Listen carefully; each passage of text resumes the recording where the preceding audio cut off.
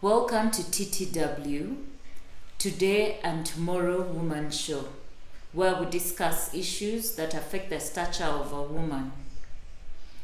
And I am your host, Joyce Sekatawa. Today's topic is on raising happy and confident girls. And with me, I have these lovely ladies today as my guests. And I would like to request them to introduce themselves.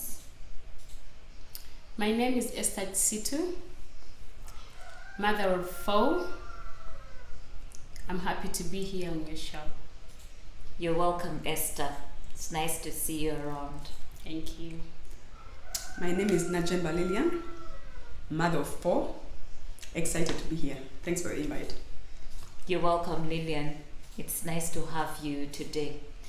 And as I had told you earlier, that our talk today is on raising happy and confident girls.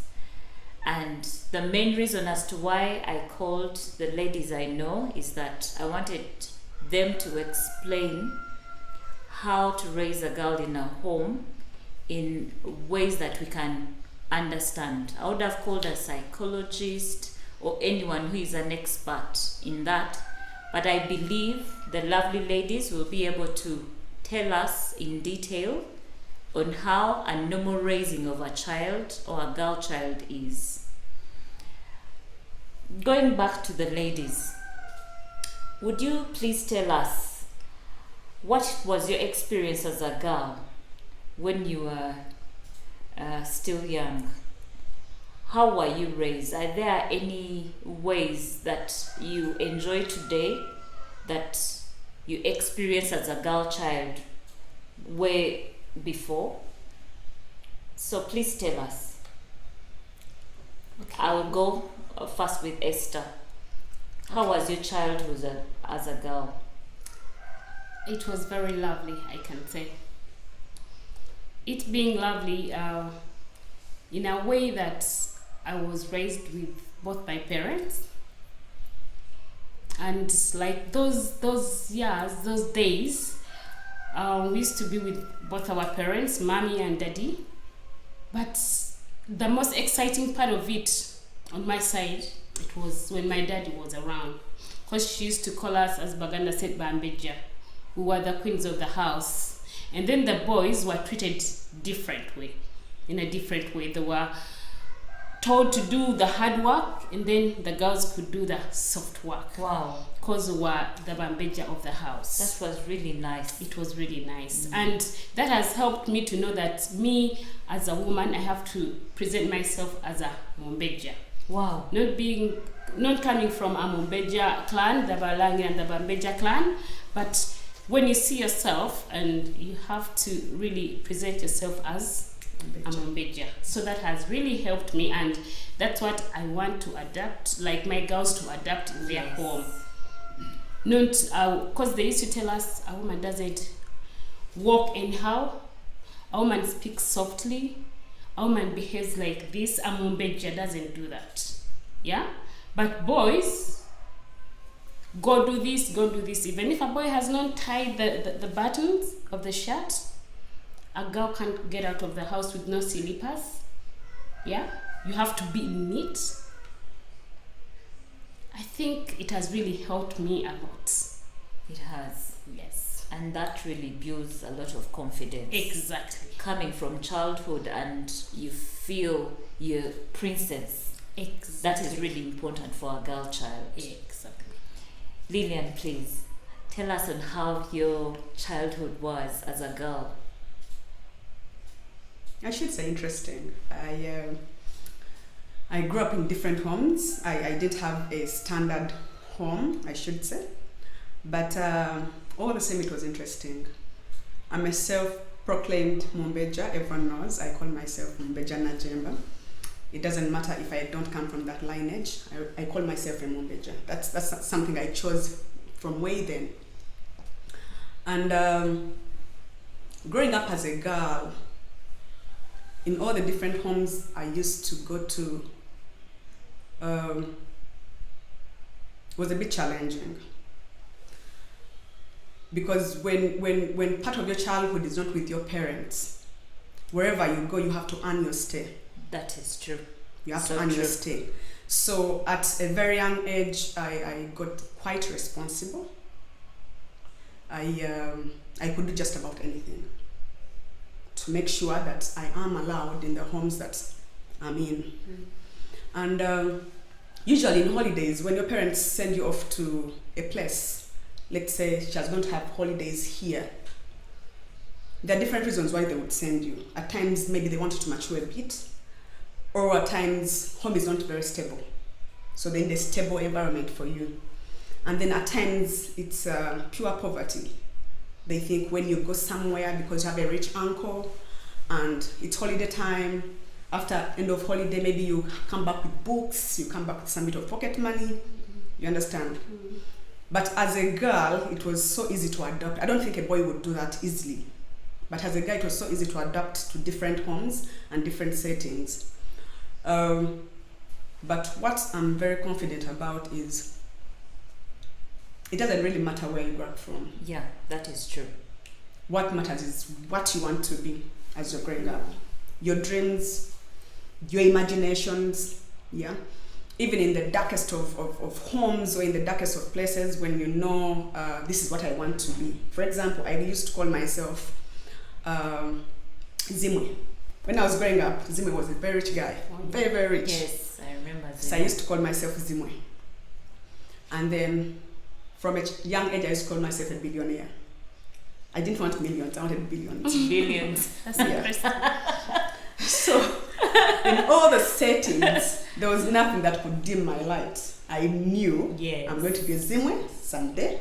I'm going to be a billionaire someday. So everything else didn't matter. What mattered is, can I go through today? Have I finished primary? Have I gone to secondary? Am I at university now? Okay, can I go through university? After university, what happens? Yeah. Thank you very much for sharing your experiences. They are quite inspiring. And do you think parents should, how do you think parents should be raising the girl child? I'll start with you, Lillian. Depending on your background, we are different. Homes are different. And there is no right or wrong in raising children. What I could say is wrong could be right in someone's home, because our cultures are different, our values are very different. I'll give you an example. If a child comes from a home that doesn't go to church, there are things we would say here that don't concern them because they don't go to church. True. They don't know God. Everything you're saying, the 10 commandments don't apply to them. But when a child is raised by, maybe let's say Christian parents or Muslim parents, there are some values that the Bible and everyone else in church, Sunday school will put out there that you have to follow. Yeah? So depending on who you are as a parent or whichever home it is, some should cut across. Things like discipline. Godly, non-godly, there should be some level of discipline, unless you want kids to beat you in your own house. Self-esteem, confidence. I have a feeling if a child is raised, if a girl child is given all the confidence as they grow up, and their self-esteem is boosted day in, day out, day in, day out. There are so many ways to boost the confidence of a child with what you tell them, what you manifest. Yes, that is true. When they share their dreams, are you in line with what they're saying? Yes. If a child gets up and says, I want to be a ballerina, will you just say that's stupid? And that's the challenge we have today. Or if a child comes up and says, I'm going to be a boxer, and it's a girl, would you say girls don't box? So how are you able to nourish their dreams, Yes. but also channel them in the ways you want? That is true. Yeah, because I've seen kids now who say, I'm going to do what daddy and mommy wants. After then I follow my dreams. My Exactly. dreams. Yeah. Why would you allow her to waste all that time, yet there's something else she wants? So depending on the home, all homes are different. And I think usually what causes that is that some of the parents they failed to live their life. So now they want the girl or to implement it on the child, so that the child can fulfill their dream, which isn't good at all. Forgetting It puts this is a those different children character. into a depression. They get so stressed, which is actually not a good thing at all. So for parents out there, they should take this as an important issue. Let them first heal themselves. Exactly. If they didn't achieve their dream, that is past. Yes. It was their dream. So, and let children live. Let them enjoy life.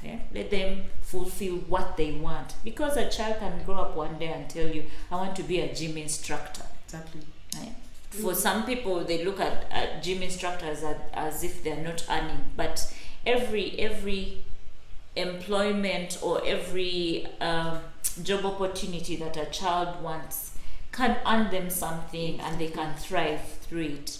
So I think And more to that, when we look at raising a girl child, I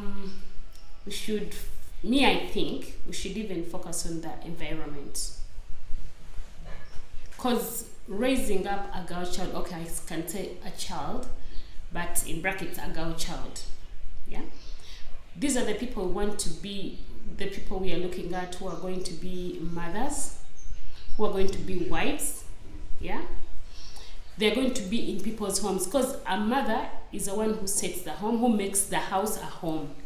that's true. So there's no way you can tell me you're raising up a girl child. She talks anyhow. She takes days without showering. In the neighborhood, Brushing. this side they're talking all sorts of words, the nasty words. Someone is moving with this character. There's a bar in the neighborhood. I mean, the words coming out of the bar, we all know what happens there, even if some don't go to the bars, but at least we know what happens there. So at least we should choose good neighborhoods, good society, good environment, and schools. The schools where we take our kids, the girls themselves. Yeah? There are those schools we've seen, they'll never dress up, they're almost halfway naked, and they're training our kids to be what? Are they going to be, how do we call them? We will not go there. But at least we want to have these mothers who will make houses homes. But Yeah? to make an addition to that, I think if someone does not have the capacity to maybe raise them in an environment that is really conducive for them, because there are certain people who cannot afford maybe a good neighborhood or even move, or maybe that's where the person has to stay. In a situation like that, I think it's important that you as a parent has time for those children and instill certain values in these children, because if you instill the right values in a child, even when they're in a very bad environment, I believe they can thrive and be better people. I'll give you an example. I always watch Facebook. One time I saw a video of this father, the Serena Williams, the best tennis player. I remember he talked about having growing his children in a place that wasn't good. It was full of drug addictions and all those sorts of behavior. but they came out as super people out there. They came up as super girls. So even when you don't have that chance, you don't have control over the environment. There's nothing you can do about it. That's true. Also, even if you set your environment right, let's say you have a decent home, you've chosen a very decent neighborhood, the same kids are going to school. And in the same school, they'll have kids who are coming from different those other environments. So what's the only thing that can protect a child, especially a girl child, is self-esteem. If you elevate their self-esteem to a certain level where they can stand up for themselves, that is one. They can defend themselves. They know what is right and wrong, and they're never in the middle. I think that is it. It's the best protection you can give a girl child. If their self-esteem is here, nothing can happen to them. And that is really hard these days for us parents, because we never have time to do with their children. Yes, and it's hard, by the way, these days to create it. You see, women sometimes are the ones putting food on the table. They're the ones doing the most work. And remember, the children are meant to be nurtured more by their mothers. So you find ourselves not having the time to instill. But so how can we as parents create the time? Because it's becoming hard day by day. Most of the time the children are at school for the 3 months. You see them in the evening. Then in the morning they leave at 6 a.m. The shortest time that you have is maybe in the car when you're driving them maybe to school or walking the child to school. So what advice do you give to the parents out there that are not creating that time for their girls? I think how can they bridge that gap that is missing? See, I'll give you this scenario. Like, we are seated now, right here, and then they call you, hey, someone is dead. You're busy in office, it's not your job, you're being employed. They call you, maybe someone has died. Don't you fix time? We fix the time. We fix the time. Most of the time, exactly. We do fix the time. That's the same thing we have to do with our children. If we want them to be better people in the future, if we want the best out of them, we have to create the time. However, because even our parents sacrificed a lot for us. True. They didn't have it all, neither would our mothers. But at least they sacrificed the little time there. Because if you're like, I have to make money, who are you making this money for? I think for your child, for them to be well. But if you don't create time for them, the world will create time for them. That is true. I think I don't think it's a bit of creating time. It's not a question of creating time. It's a question of parenting. Parenting is a journey that does not stop. From the time you're pregnant to having the baby, nursing, then the baby's crawling, then you're taking to school, then secondary, then university. Even when they get married, you're still parenting. It's a journey that does not stop. And in our parenting journey, what is important for you as a parent to this child? Is it the money or the child? And if it's the money, what is money going to do? Is it for you or for the child? Which goes back to the values that we set when we're starting families. There are people who the kids come not planned. But the focus changes. Once, even if you've not planned a baby, my firstborn came in the picture when I wasn't ready to have babies. But once I understood that I'm pregnant, the focus changed. I was at university. But then I had to think about the baby's coming. Where are we going to stay? Who are we going to stay with? What happens to my education? I was still studying. What happens to my education? Okay, when the child is born, do I have enough support? when you have your mother, you're a bit lucky. That when the babies come, you can at least at times transfer responsibility to your mother, and then you can focus on whatever you've not done before the baby comes. But I think the whole idea of raising very confident, happy girls evolves around helping them with their self-esteem. All the challenges that the kids face are because of low self-esteem. The challenges they face in the home, the challenges they face in school, when they get to work, because I'll give an example, even as adults, let's say you're a mother and you need to create time for your child.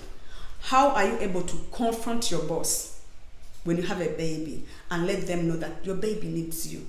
You need the job, yes. But even your baby needs you. Because I keep, every time I'm in jam going to town, I keep wondering why we all focus on going to town in the morning, all of us. Yes. And then we are stuck in jam for 2 hours. And then in the evening, the same number of people are driving back home in the same jam. There's a big problem. Yeah? Even the bosses should understand there's a big problem. Yes. If I have work to do, can't I do it from home? Can't I do it in another period? Instead of, if you have mothers in the home and you're a boss, if they can actually do their work at lunchtime, why do you want them in office at 8? Why? That's true.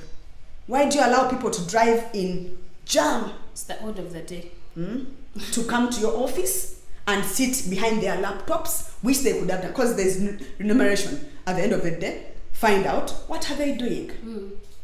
Let them report. Yeah.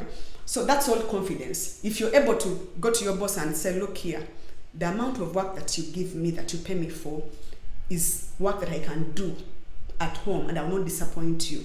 But my baby needs me. Yeah.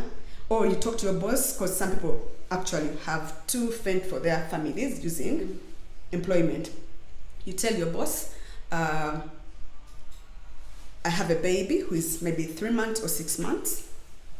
Can I use 2 years where I can do your work diligently, but in my own space? That's a conversation that can happen.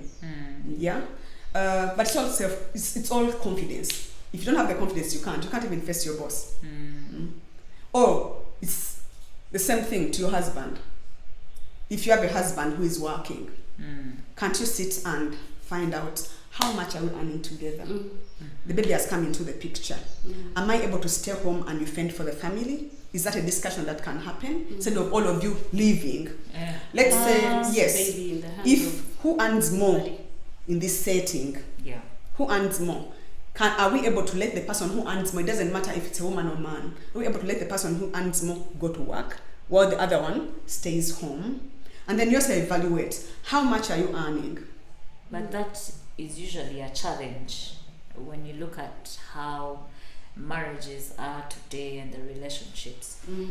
Usually the women don't want to give up their jobs, because I have a friend, they're both earning a lot, but all of them have left. The children are home with some other caretaker and they're all abroad. Now the question is, what should such women do that are fearful when she doesn't go back to her job, her future? She's scared of what is coming in her future. What should they do? Because they don't want to give up these jobs, knowing that if she stays home, she's going to be incapacitated. Like, she will not have monies to sustain her. She has a family also to take care of. When you look at some of us who have other siblings that you need to take care of, now you're telling me to sit at home, take care of the baby, since I'm the one earning less. Whose baby are the men of today ready to really support you fully? Because they don't. That is what is pushing most women to go to work. So I'd like you to give them some little That's why when you said the topic is about raising confident, happy girls. Yes. I told you from the onset, we can't have confident, happy girls without confident, happy boys. It doesn't happen. The discussion should come back to the grassroots. What are we doing with the boys? The same men that you're saying cannot have this conversation are the boys we're leaving behind. So if it's a collective effort of raising happy kids, be it boys, be it girls, responsible kids, kids who have values as they grow up, kids who learn from a young age that family is very important, that everything we do stems from family. Yes, that is true. And if family is destroyed, there's no continuity. Exactly. If kids can appreciate that, then the conversation 10 years to come will be different. To change. The same boy who is not easy to talk to right now will be a different partner to their wife. Yeah? Though now organizations keep focusing their energy differently. You find an organization bent on girls, another one bent on boys. It should be collective effort. Even if you teach the girls to be so confident and you let the boys stay behind. Out. These girls need boys at the end of the day. When they go to school, they face boys. So if you're elevating the girl child to get here, what are you doing with the boy child? That's why you see issues where girls think they don't need boys. But the idea is we need each other. You can't have family of girl, boy. That's where the society is going wrong. Yeah? Let's have a conversation that involves both genders. Let the boys appreciate their responsibility in a home from a young age. Even before they get married. What do they do in the home? Even girls, before they get to this bit of she's a mother, what does she do in a home? What are her responsibilities? Then something else. Girls used to be soft on the outside, but hard in the inside from way back then. Very strong on the inside, but soft on the outside. Now the order is changing. Their fragility is being affected because there's a need to appear tough and resilient and other things. But a girl is supposed to be soft. How do you expect a boy or a girl, a man, to take care of a girl who is all resilient and all hard? There has to be masculinity, femininity. What defines a woman? What defines a girl? Even when they're growing up, by the time they are 15, you can start noticing that a girl is trying to look beautiful. She's dressing better. You understand? So that she catches the eyes of the boy. So let's go back to basics. Let's teach our girls that it's okay to be soft. Yes. It's okay to appear beautiful. Now girls are dressing like because they want to look tough, boots, what? Yes, and that's how I used to be, by the way. I used to be like that. I just want to be a lady. Yes, because I lost my parents at a very early age. I started being tough everywhere. I had a lot of responsibility on me.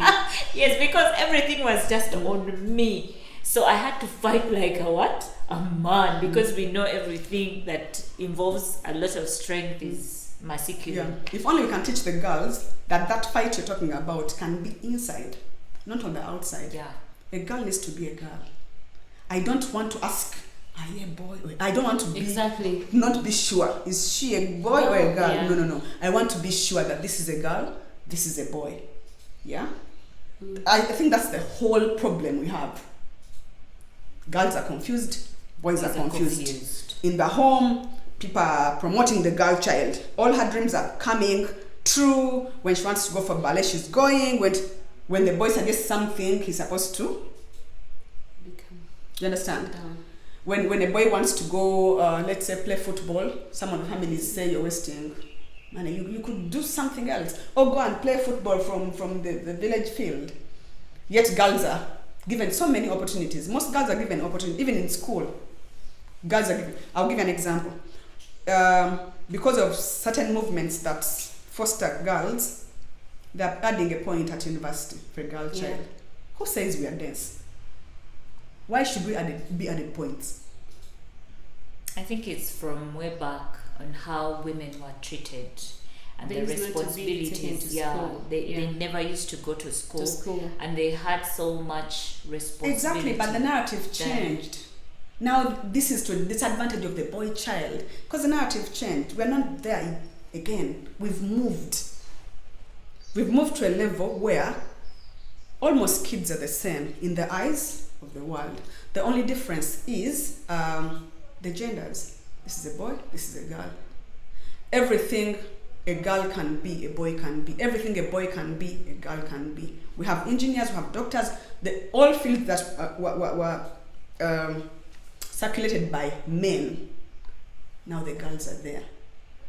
And it's becoming so bad because everyone thinks they have to foster the girl, they have to foster the woman. Every other organization wants a CEO who is a lady. Why? Yeah? Because it's a movement. Maybe they should also change, as it's not a movement as such, but even the men should change on how they do their things. Present themselves. The way they represent themselves and all should at least change.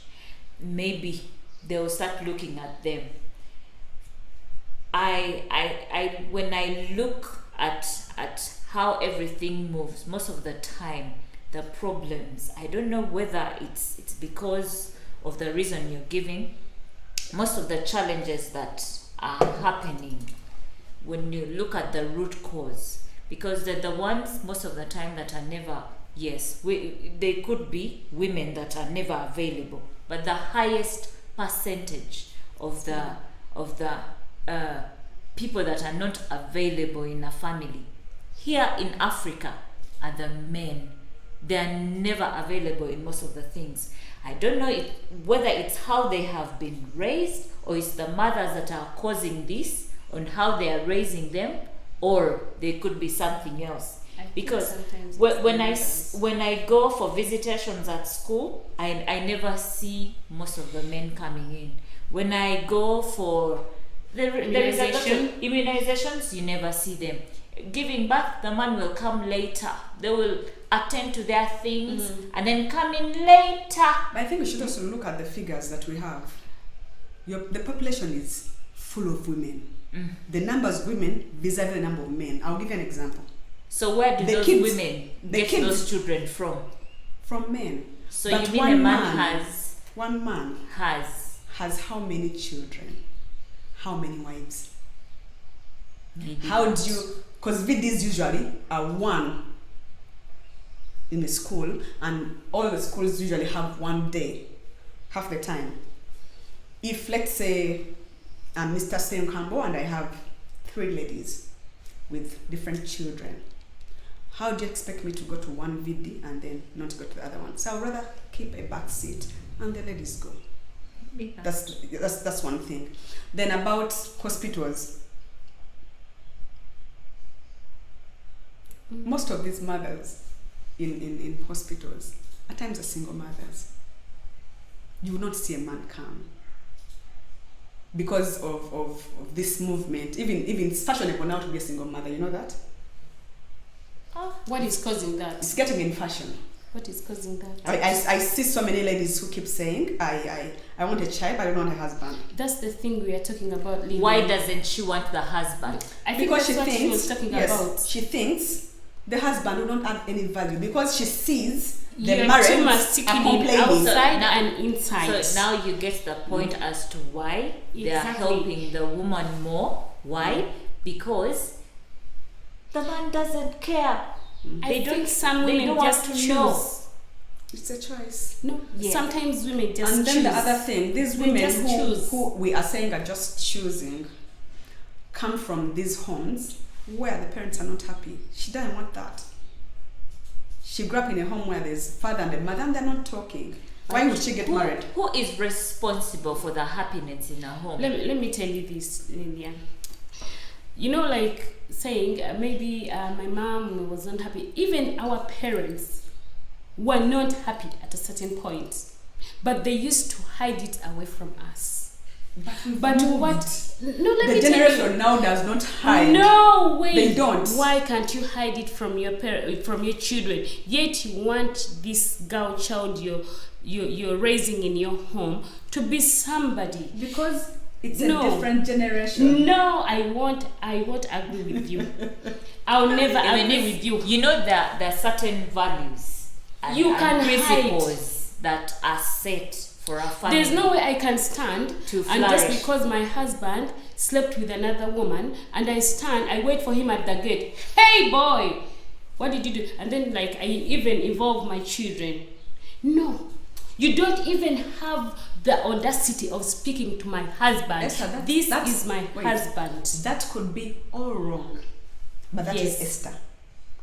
Yes. Those are your values as a person. Because this I but want then this you'll to find be another person who has 3 co-wives.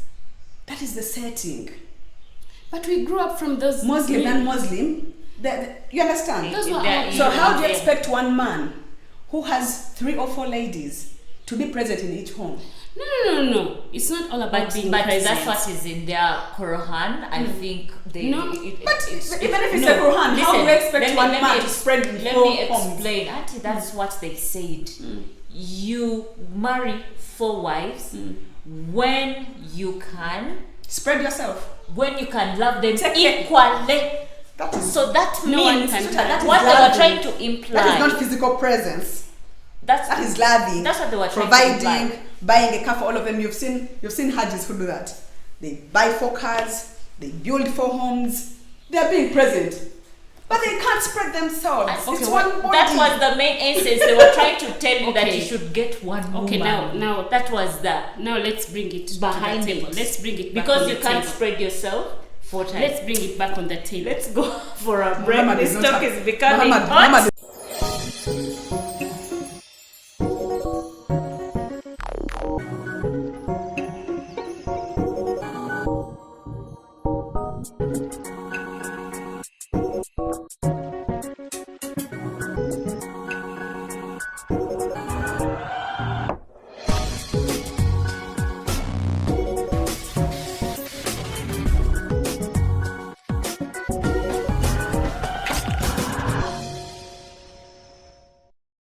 Welcome once again to the TTW show, and we're still here talking about raising confident girls. Lillian and Esther, how can we raise very happy and confident children? Starting With you. Oh, thank you very much. Thank you very much, Jay.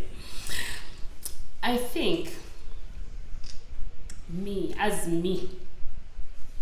I think raising a happy child, you have to be her at one point, at a certain point. To put yourself in her shoes, knowing what really makes me happy. If mommy does this for me, can it make me happy? If daddy does this for me, can that act make me happy? Like if like you have your child and she's in school or he's in school, now we're talking about a girl child, and she comes back with these good grades, because like at a school where I take my kids, they give them after like when you do their pace, and then you finish the test, then you've achieved the pass mark. They give them merits, 100 merits, 50 merits to congratulate them. And at like when you finish the set of the paces, like all of them, they give you a congratulation card. And then when they bring those results to us parents, we say, oh, okay, but why did you get an 85 or a 90? You could have got 98 or 100. Yeah, you don't even feel happy for her, like saying, oh, thank you very much, you've earned it, thank you very much. Yeah, I'm so proud of you. Comment later. Exactly. Yeah, I'm proud of you, you can do better. Yeah, gifting them. Yeah, or maybe okay, like they want to go to KFC, Java's, Caramel. Okay, now get ready, this weekend we are going to Caramel. We all have to be like Keza, we all have to be like Leah. Yeah, she made it, and I'm congratulating her. She will really, really, really feel appreciated, yeah, and she will work more. Yeah. But if you just look at the negative part of her, And some parents actually don't even bother to know about their reports. because they don't have the time. Yes, even some of them don't even know that children have gotten holiday. They don't even know. You It's very upset. Yeah, exactly. Yes. 1 week goes, the second one, And then they they're already come on in. holiday. Then you're like, hey, aren't children going back to school? Aren't they supposed to be at school? You're My friend's they already husband was got like- holidays. My friend's husband was like, Annie's a full-time dad.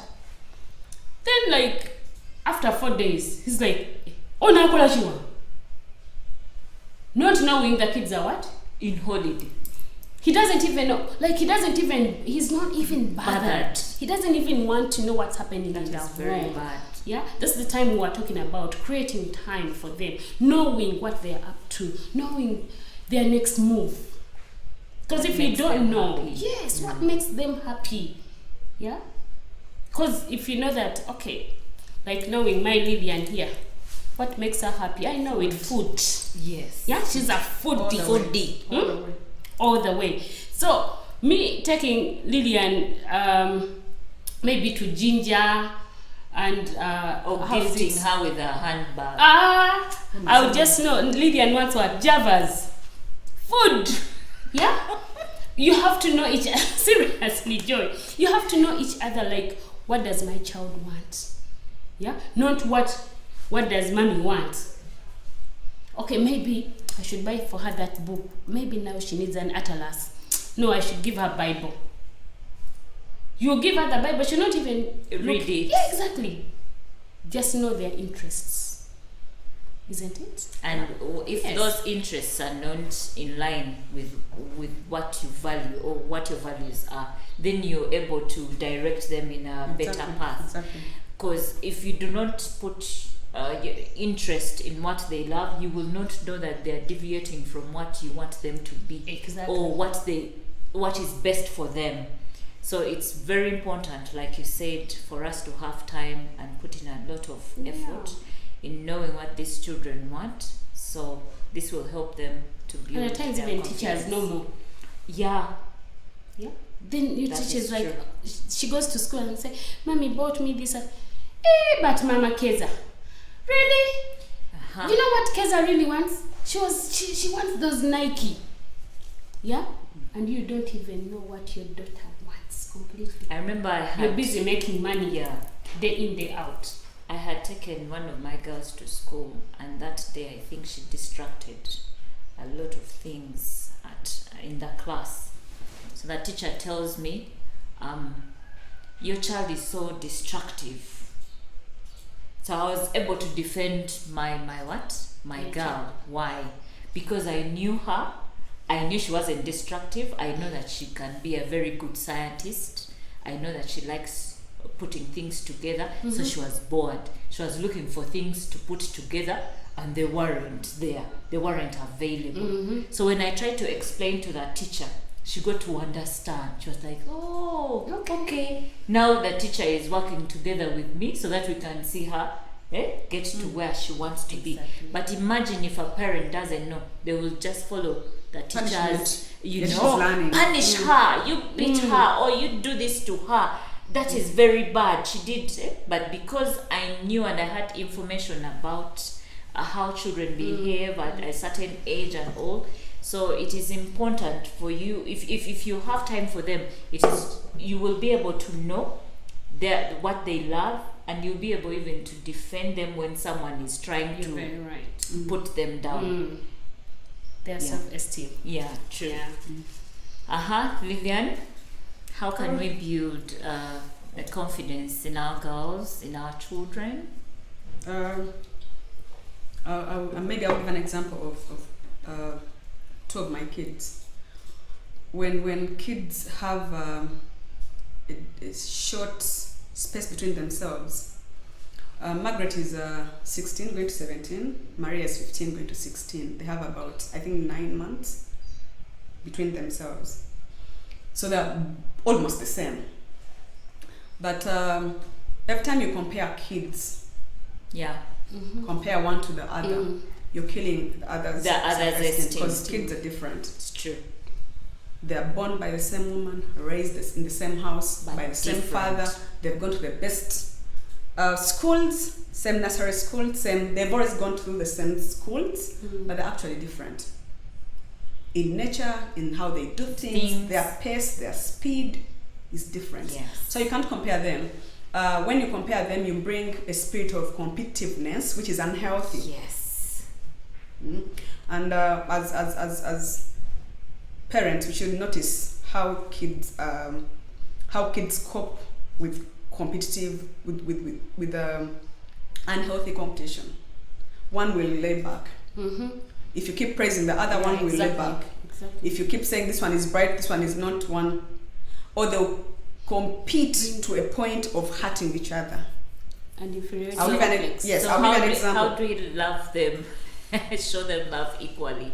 If one is actually showing comparing kids, excelling. Comparing kids is like comparing oranges to apples, or sausages to cassava. Wow. Cassava is a bite, fried, very tasty.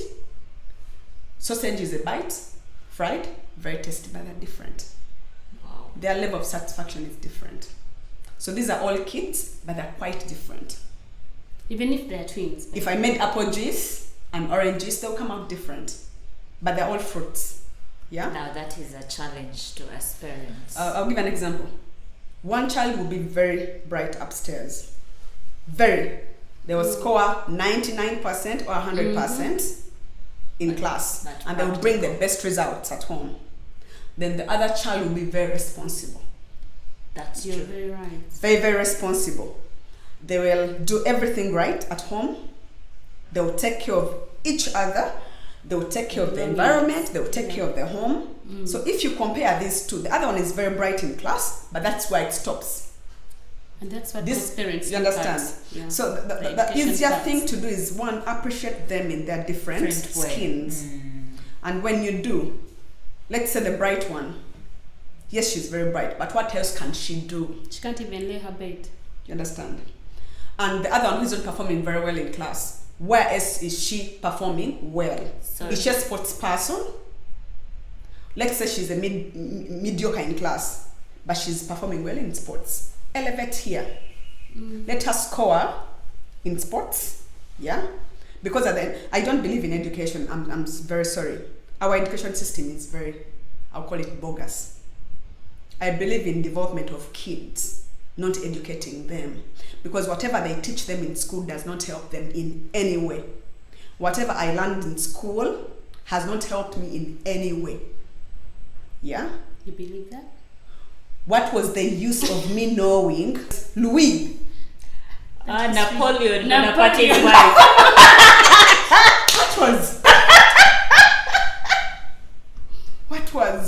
What was that about? What was the use of me knowing the forest in Brazil? We have forests here. If they had taught me about Namira Forest back then, you wouldn't have people cutting it down, because the people who cut it down almost my age mates. Now I'm with you. The people who are cutting Namira Forest down are almost in the same age group as me. If they had taught us the use of Namira Forest, what it's doing for our country and how it's developing. It would have been preserved. You know, focus more on prairies. So now in school, they are loading our kids with information they don't need. And they're beating them for not remembering the things they're telling them. Exactly. Yeah? The system should change. Why can't they? Because at the end of the day, when we mature, the things that are important to us. How do you make money? How do you survive? How do you make a living? Why don't they teach them how to survive in this cruel world? Why don't they teach them skills? For example, you don't make it in this world of competitiveness. If you don't become a doctor, a lawyer, or an accountant, what else can you do? We have people with degrees stuck. Yeah. Because they can't do anything else. They are, by the way, for your information, they are at 40, 45, they are still stuck. They don't know what to do. We have people who are jobless, but they have a laptop of about 4 million in their docket. Because for them, the laptop is important, but it does not bring anything home. Yeah? We have kids now who are holding iPhone 13, 14, which is, I think, 4-5 million shillings. 4 point something. Yeah, but they don't have anything to do because for them in school they were taught differently. If you can't be a lawyer, And the you will world, know yes, what it- and the world has also brought different aspects that are telling them, yeah, that for you to look cool, you have to have this kind of car, you have to have this kind of phone, you have to dress in a certain way, you have to go to a certain place for you to appear cool. Mm-hmm. So kids are being in competition with the world. Who appears cooler than the other? Who has the best phone? Who has which laptops? What processors? What? Who speaks good English? Exactly. But other things do not add value to you as a person. So kids should not be compared. It's like comparing girls and boys. They're different. From the onset. They're different. Yes. They can't be the same. Even A girl when can't they're be a in the boy. stomach A boy biology. can't be a girl. Yeah. Even when they're still in the stomach. So if you start comparing them, you confuse them. You start finding boys who are weak, very weak. One insult, the boy is crying. Boys never used to cry like that. Now men are also advancing the thing of even boys have feelings, they have emotions. That's bullshit. A man is supposed to be a man. Mm-hmm. Yes, they're supposed to cry, but behind the walls. Exactly. That's what we were taught. Find daddy crying. Even as we were growing up, I remember my mother used to say, that is not worth your tears. And I mastered that. There's so many things that are not worth my tears, even if I'm a woman. If I can't change it, if I don't have control over it, it's not worth my tears. You understand? True. So, yeah. Yeah, thank you very much. I think on my side we should help them onto their goals, help them plan their life, and help them also so that they can achieve whatever they are putting on paper. Mm-hmm. You sit down with a child, know what they want, draw small steps on how that child can reach where they're going. So every step that they achieve, you congratulate them. Every step they achieve, you congratulate them. Yeah, it's. I remember one time, like you had talked about how parents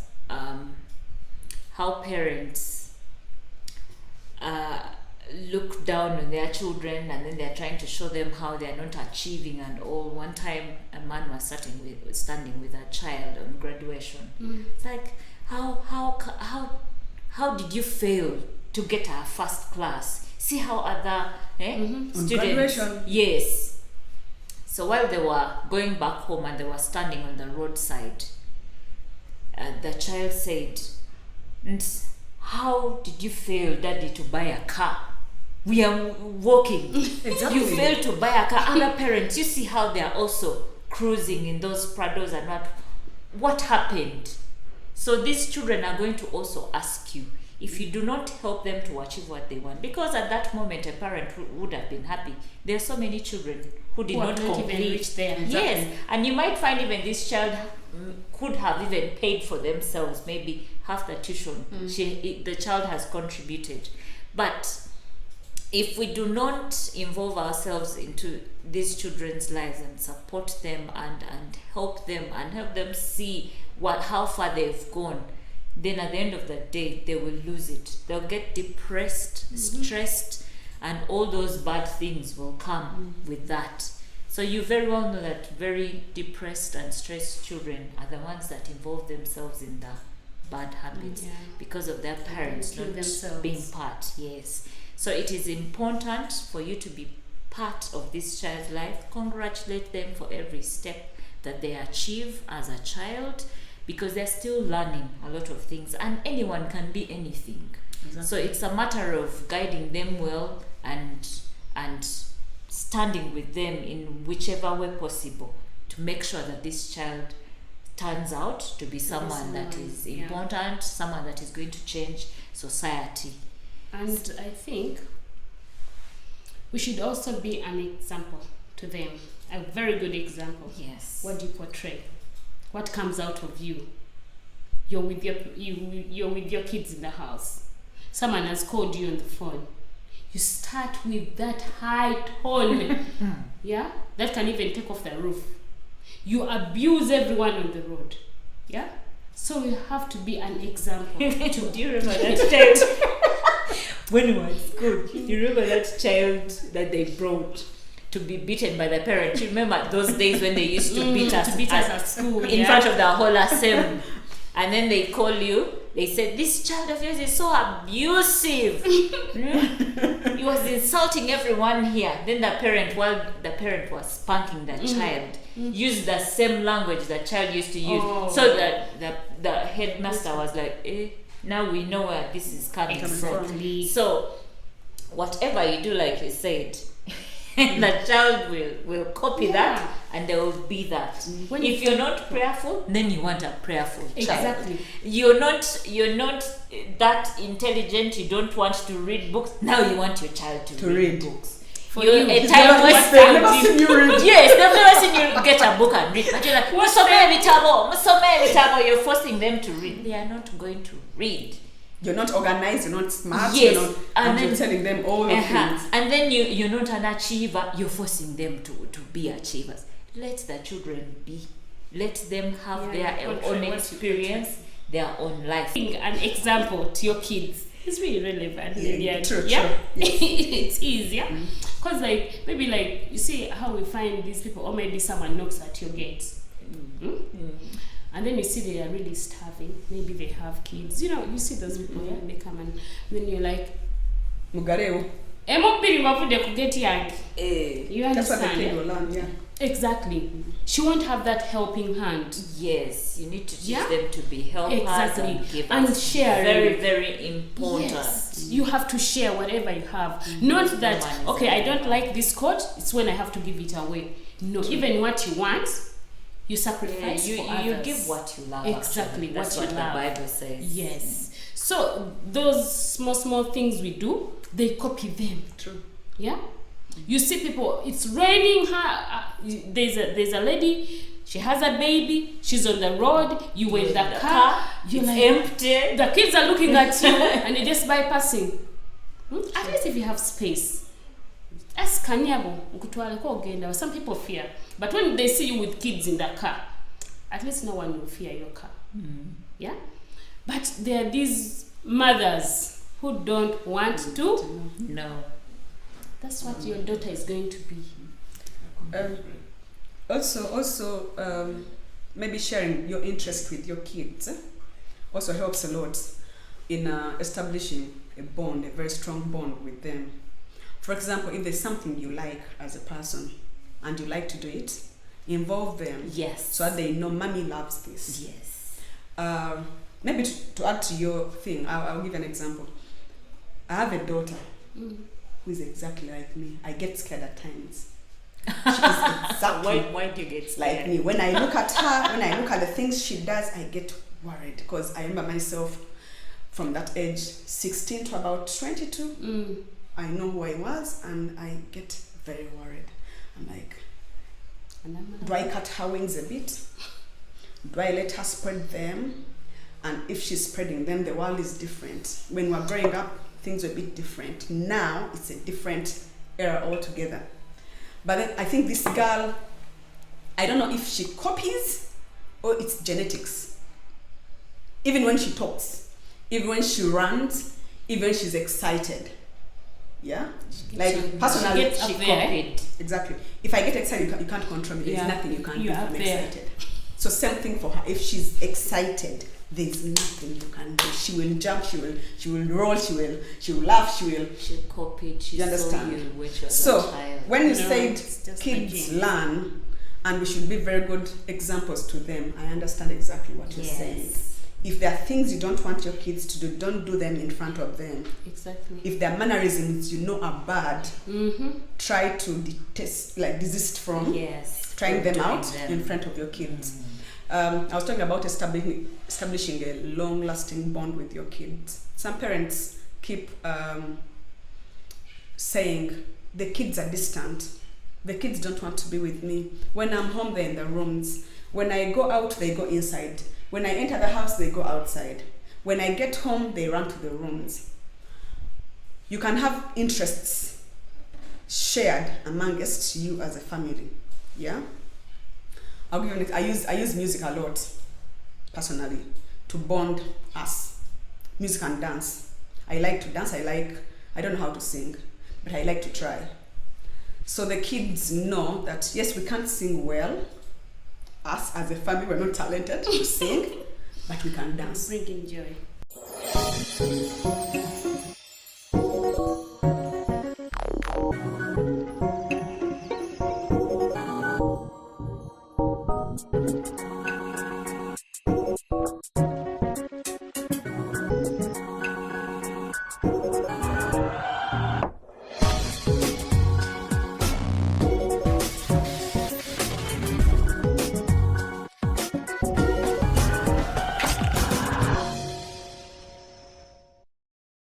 Welcome back, as today's talk is on parenting a girl child.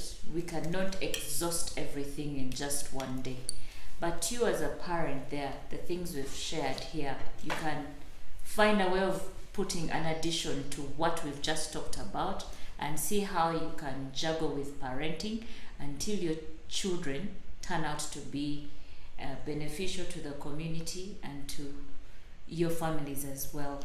At this moment, let us have some parting shots from my guests, and we shall begin with Lillian. What do we say?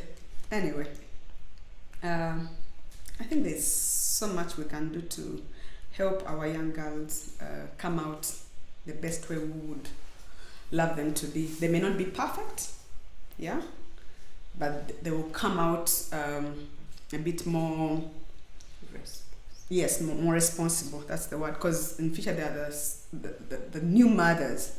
You know, some people say motherhood is actually giving birth, but no, there is so much to motherhood than actually giving birth.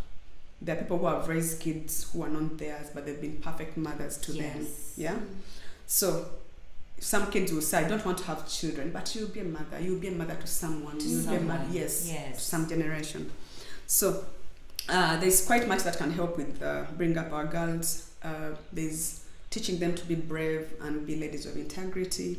There's if you give a child a pet, it goes a long way in teaching them responsibility. When a young girl has a pet to take care of, they'll be able to take care of babies and other people around them. Then choosing the best schools for our kids. Some of us may not have the chance to go to the very, very best schools, but at least as parents, we should be able to go to the school before you take your kids. You appreciate the school, talk to the teachers, see their mannerisms. Some schools are not good for our kids. Yeah, some environments. If you're a humble person, you can't take your child to a place where kids are like this. Yeah, if you're, I don't like to say poor, but if your finances are not all that, there are schools you shouldn't take your kids to, because they'll be in competition. They'll be putting on which kind of shoes, and brand that can shoes. Depress a child, by the way. Yeah, I've seen the schools. There's a school I took my kids to, and every time I would get depressed by parents who would bring like a supermarket. On visiting day, parent would come with a boat full of things, and you'd feel like, should I take my child away from this school? Pringles, everything you can't afford. Some parent has brought in a boot to a child, and your child is also in the same school. Why are you subjecting your kids to such? Yes, there may be a lesson that we are not equal, but why? Take them to schools that will They can mix in and mingle, and also make them the same, so that they don't feel that gap of my parents are not all that. Then books help a lot in self-teaching. Yes. What a child reads in a book, they keep. Yeah. So you can buy books for your kids. The things you can't teach them, let the books teach them and encourage them to read. But you can't also encourage kids to read when you don't read. So have a culture. Maybe if you have a reading culture, have time to read with your kids. Let them know that this day we read, or this day we evaluate what we've read.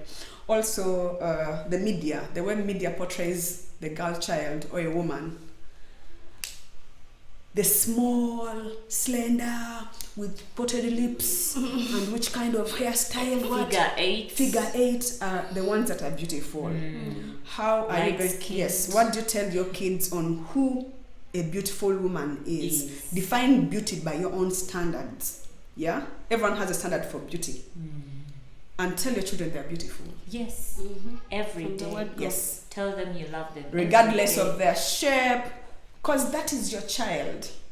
And if you think, and it starts with you, That's who they are. you have to think you're beautiful, and you give back to beautiful kids. Yeah? With that, it's easier for you to transfer your confidence to them. Yeah, and also responsibility. Teach them to be responsible. Give them tasks that make them important. responsible. Show that you trust them. When you give a responsibility, come back when it's done. Don't Yes. keep nosing into. Yeah, exactly. If you say cook supper, let her cook Let supper her and then cook serve it the way it is and Yeah. eat it the way it is. Exactly. Yes. Then also adolescence. When our kids get into adolescence, it's a very trying time for them. Be very supportive. When they get that periods, what do you do? What do you teach them? The schools they go to, if it's a mixed school, they are boys. Let her know when the periods may come, at what age. You may not be very exact, but you need to know that between 9 and certain age, the periods may come. So when a child turns 9 years old, talk about menstruation. Tell her what to do. Show her how to wear a pad. Yeah? And tell her to love menstruation, because if you make it look beautiful, she'll not hate it. Tell her the journey of menstruation is where you came from.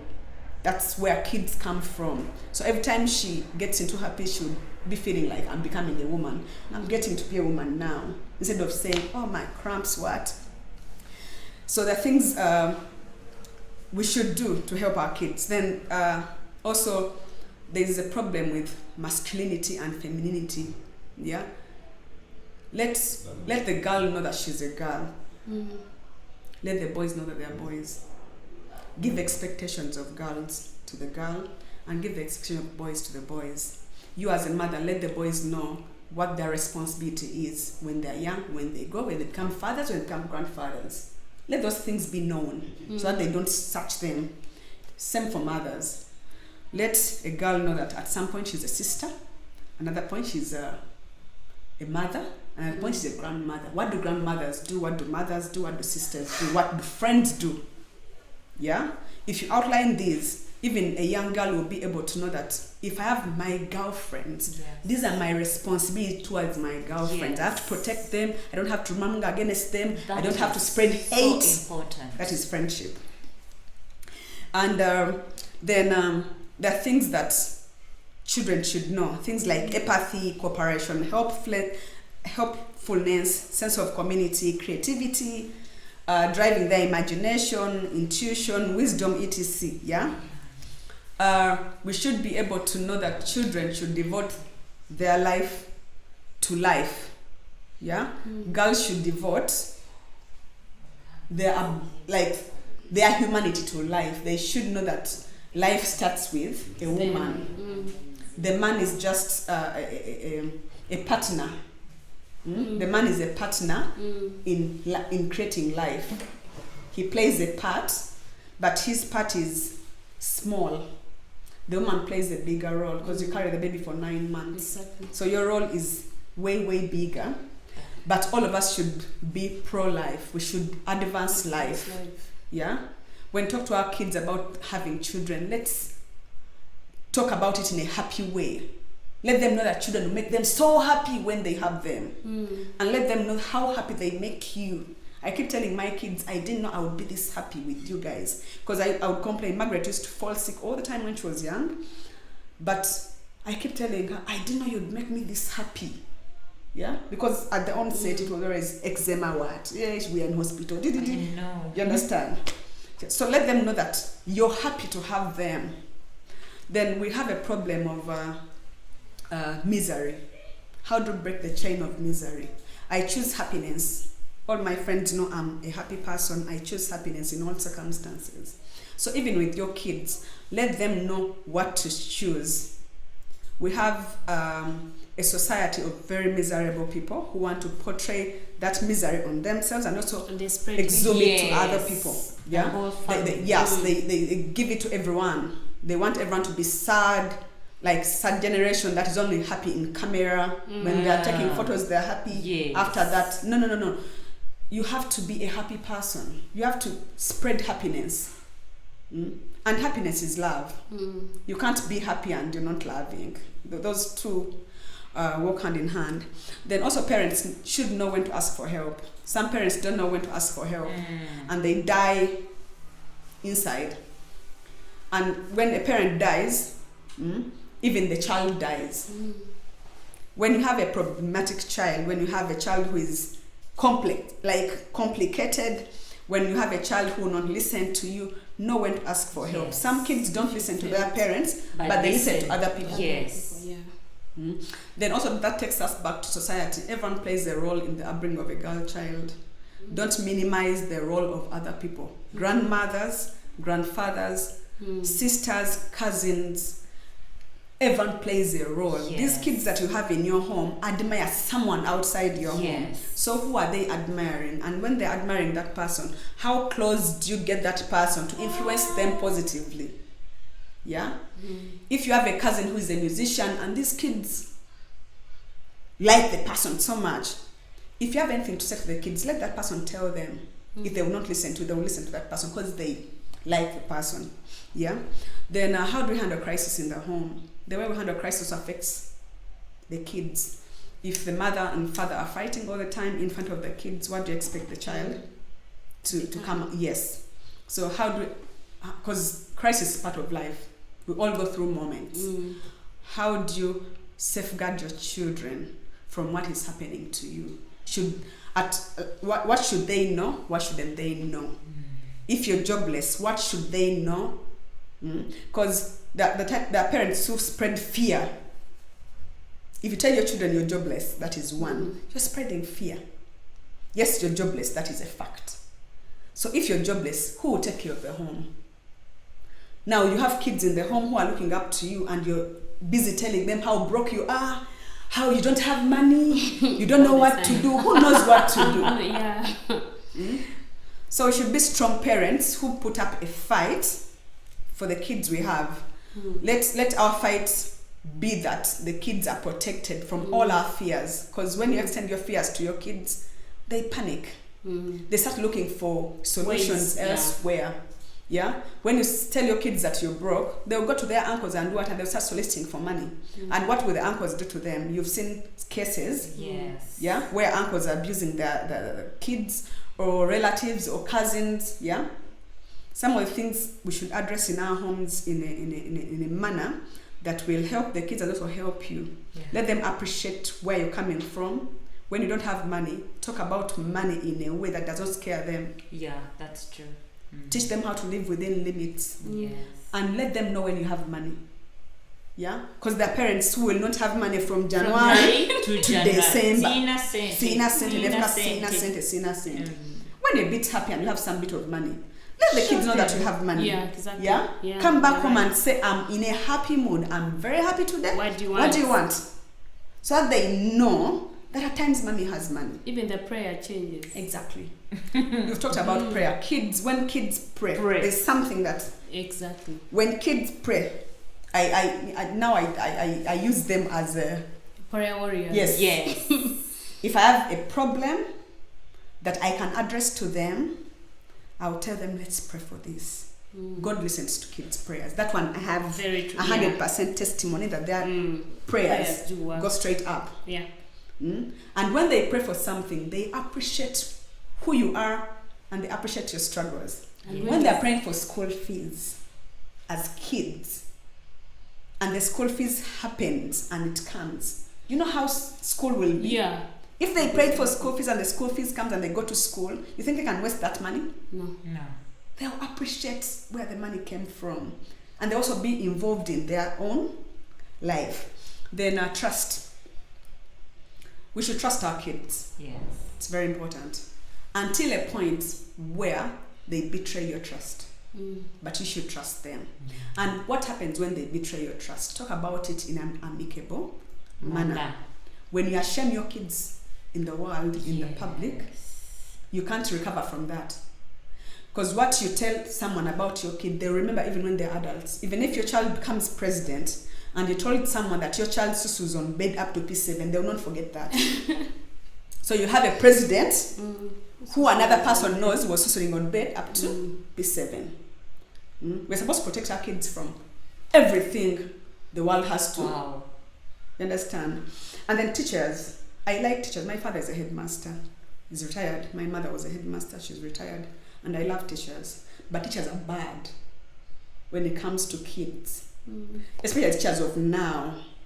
I think because they enter these professions because it's what is available. Yeah. You know, when you failed senior 6, at times, education, there was a time only education was the course you get on government with low grades. So when you got to teach kids and you don't like teaching as a profession, you just went for money. The way you teach our kids is a bit different. You kill their esteem because you have the other comments we talked about. Yes. A teacher will enter a class and say, with papers, all of you failed. All of you are stupid. We are going to do this test again. You understand? Our kids cannot be stupid. Or I'll give an example. If there's something that teachers do on sport, ask a question, answer. If it's wrong on spot, you're punished. I remember they used to hit us. You're not giving a child time to learn. Even to think. You have a stick already there. You have a stick in front of you. You're asking a question. You remember when they were telling us to draw the maps of the world? In a minute. I mean, the guy would be standing there. You can't even do anything. You know? Then something else, we should trust our maternal instincts. When something feels wrong as a mother, it's wrong. There's no middle ground. If your child leaves the house and you feel something is wrong, move. I think God put this in us mothers so that we can protect our children. There's that instinct. That instinct. Like when you know a child is going to fall, they actually fall. Yeah. Understand? Before you settle, have a good day. So, as the teenagers grow, if a child says they're going for a party and you feel the party is wrong, in your heart, don't let her go. Yeah. Because your instinct is always right. Then a father is any girl's first love. That is one. A father is the first man a girl ever meets. Yes. Or ever interacts with, if they have chance to be with a father. And even if the father is not present in their life, every child knows they have a father. Yes. And they'll create an image of the father they want. Even kids who don't have fathers will look up to someone who they would want to be their father. And that will be their image of a father. And be sure that when they grow up and look for partners, they usually look for their fathers and their partners. Of course, some diverge because maybe their fathers were bad and they don't want anyone who looks close to their father because their father was a bad person and everything. Yeah? But because men have an influence in our lives as we grow up, you even find yourself, even if you don't like your father, you may end up with a person who is like your father. Because that's the figure you know. Yeah. Because if a man abuses the kids verbally, you're stupid, you're what? Even if they meet a boyfriend who abuses, they'll think it's okay because their father used to abuse them. Yeah. They'll not go far from that. If they meet a man who's inattentive to their needs, they'll go for him because their father was. That's what they know. That's the normal range they know. And when they find a man who's very attentive, they'll get scared. Yeah,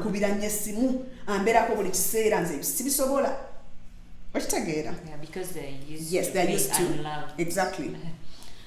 Yeah. Thank you, Lillian. Those were words of wisdom. Parents out there, I believe you've picked a leaf. Let's hear a parting shot from Esther. I think my sister has said it all. Wow. I think she has said it all, but I would love to bring out one point.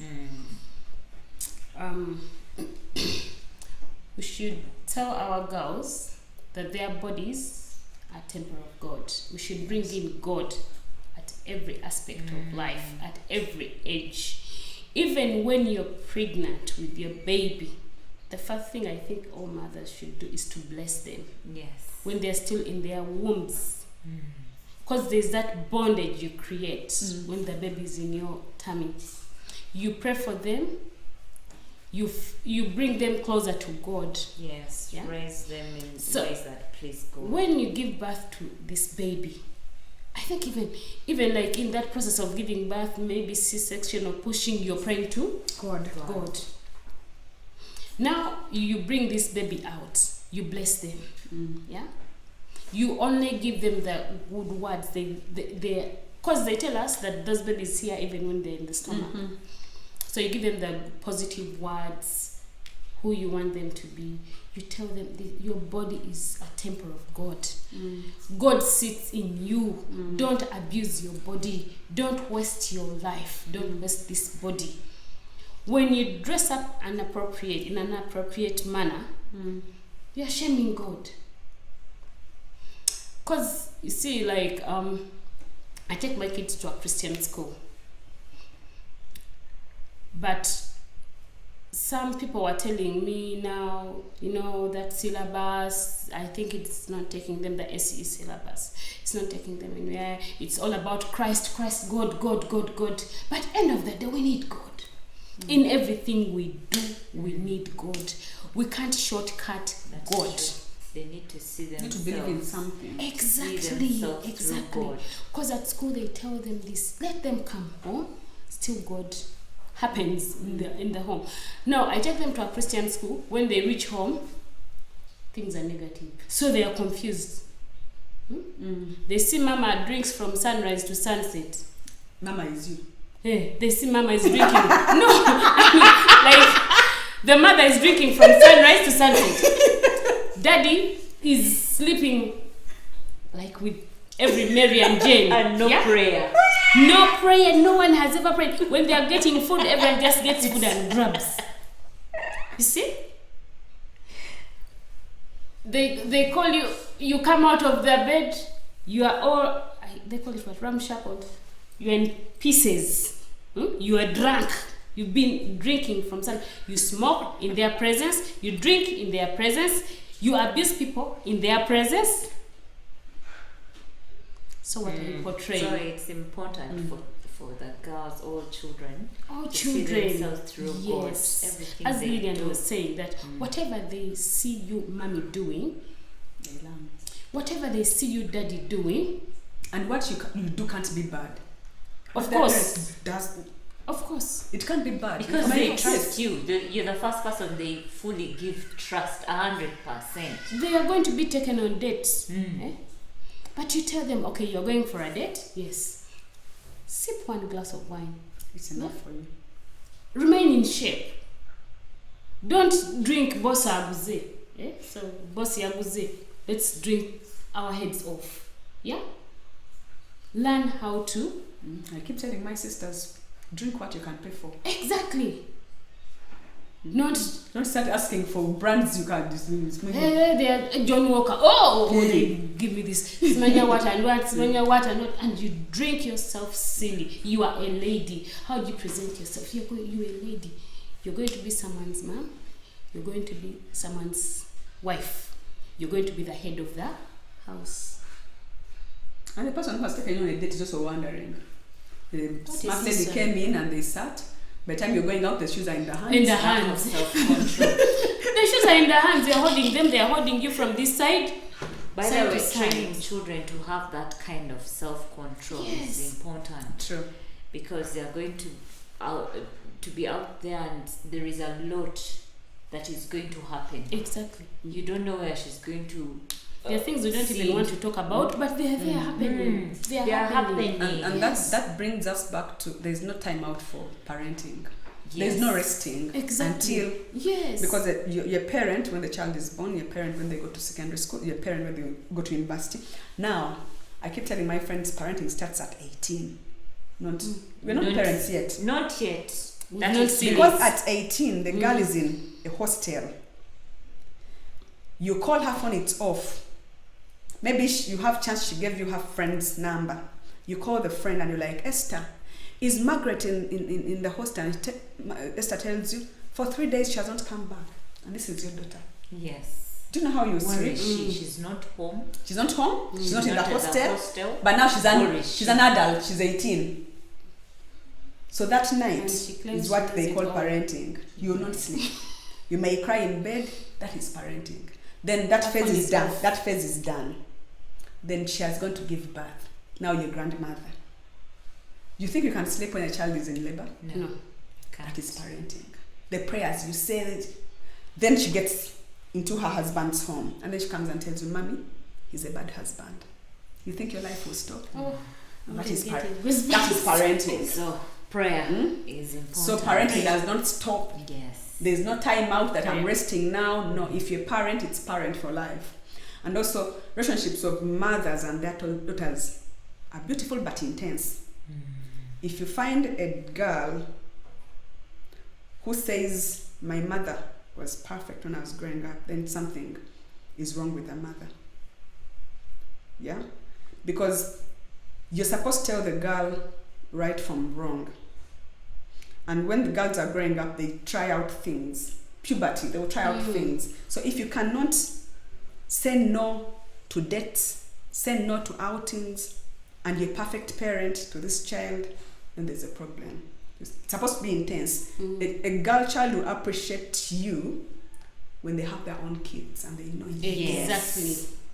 my mother was right. Exactly. Mm. Exactly. Me, I used to think my mother is a horrible woman. Yeah, Yes, everyone. me too. Everyone. But when she was still alive, I used to Everyone. think she's a bad woman, and I would tell people, Everyone. I think that lady is not my mother.